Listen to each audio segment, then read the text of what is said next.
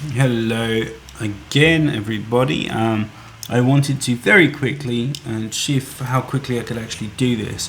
Go through some of the reasoning that I have for so many of the attributes of Jesus. Sorry, it's bike passing in the New Testament, and show you how basically the first series of parallels within Jesus is, if we just take a mythological approach, and this is the mythicist's argument here, that it is mostly mythology. Like, absolutely it is. It's so obviously mythology. There's no visible Jesus to be found at all in the first century, as I've said many times, and I mean every single aspect of his story can be found in other very close mythological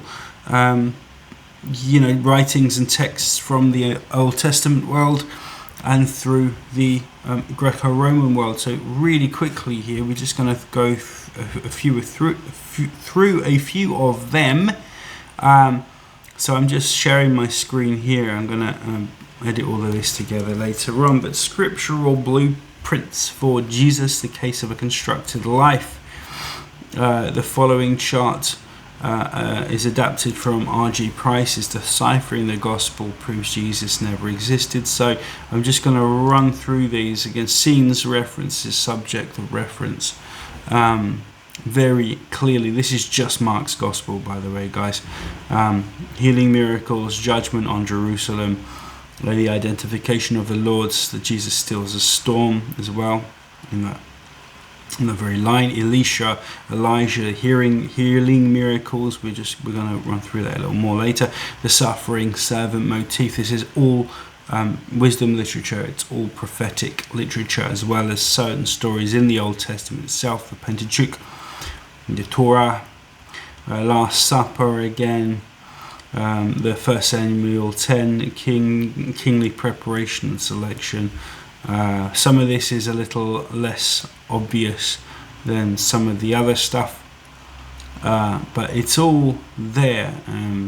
So if we take a little, dive a little deeper, walking on water motif, feeding the multitudes, calming the storm, the suffering servant motif, as I said. It's all, even the fishes of the Lord is in the Old Testament, as it appears in the Titus chronology as well, within Josephus's wars. So it's all there, and just ears to see, eyes to see, ears to hear.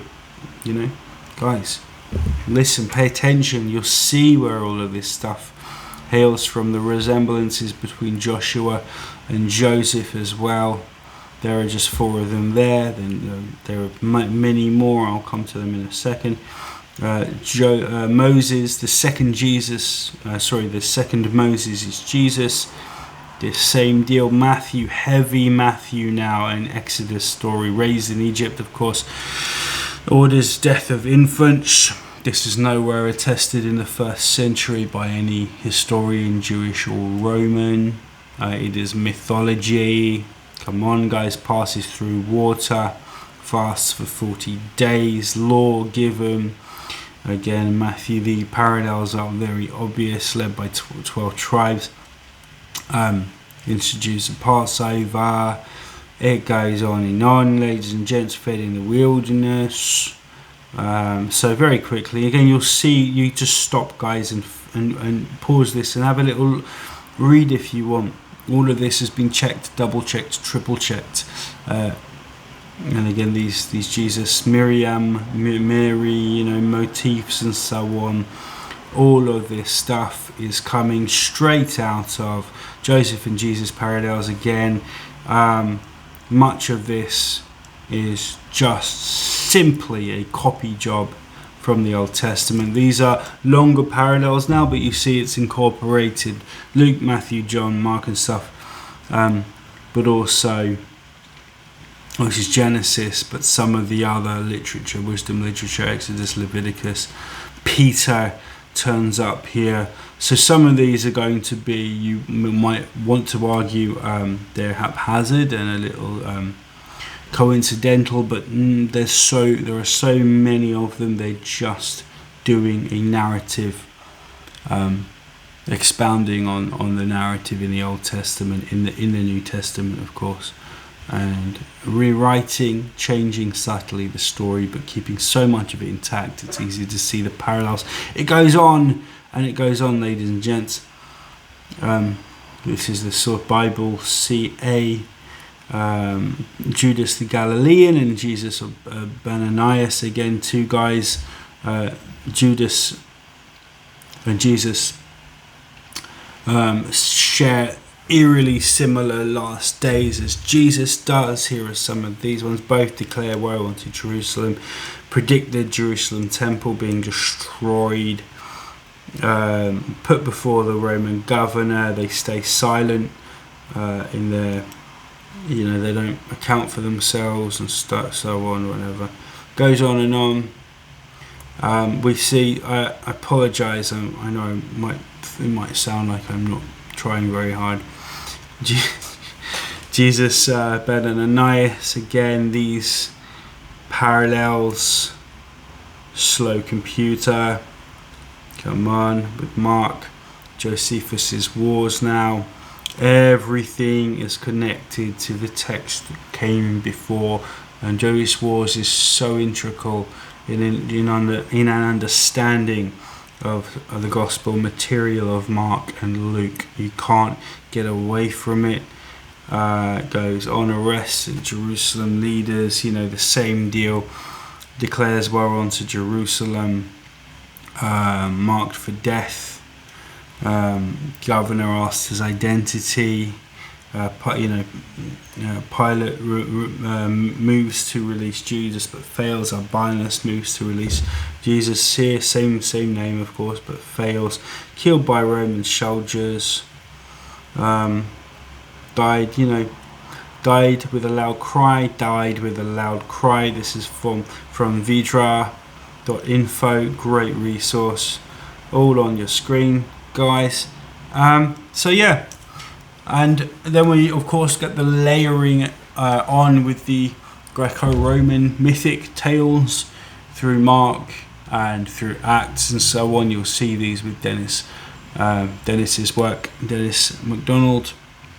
And I think all of this stuff has its place. You can say this or this, no, it must be this, it must be that. But when you think about it, why can't it be all of those things? The coincidences just abound. If you're going to say it's just complete, just chance. These things seem to be similar, but they're not really similar. No, this is intricately detailed stuff written by Greco-Roman elites in Greek, in this language, using a Greco-Roman narrative and stylistic structure with motifs, with writing styles that are perfectly Roman and Greek, and they can't really have been don't come from the Hebrew world. They don't come from that kind of chiasmus is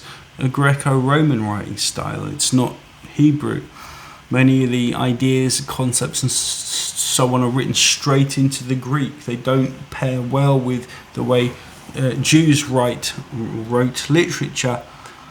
And of course, with the end, just very quickly at the end, Titus Flavius coming along, exactly the same narrative, parallel, sequential, 32 or so odd parallels and more if you count a lot more of the information that goes on in